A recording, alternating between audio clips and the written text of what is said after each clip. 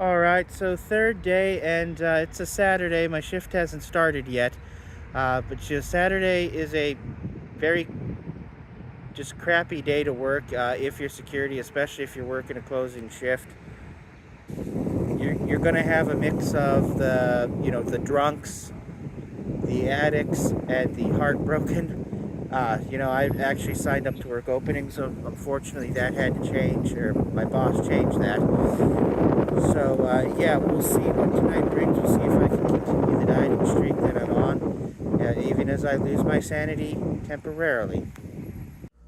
Boy, it has been a hell of a day. Saturday evenings, Ypsilanti, asset protection.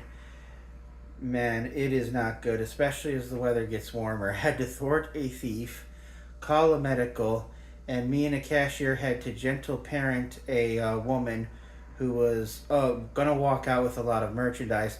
Not because she was a bad lady or anything like that. What it was is she was a much, much older lady, and clearly there was a type of mental issue, something like dementia or something like that. I gotta tell you, it's crazy, and it's why I definitely want to try to get out of this field. I'm applying everywhere I can possibly think of. I'd like to work in an electronic shop or something like that. Very good with computers, but did hold one of the best days for dieting. Now we got to face the weekend. I got a lot of side projects lined up, but I got to tell you, part of my weekend routine is usually hitting up some fast food places, cracking open some tall boys and stuff like that.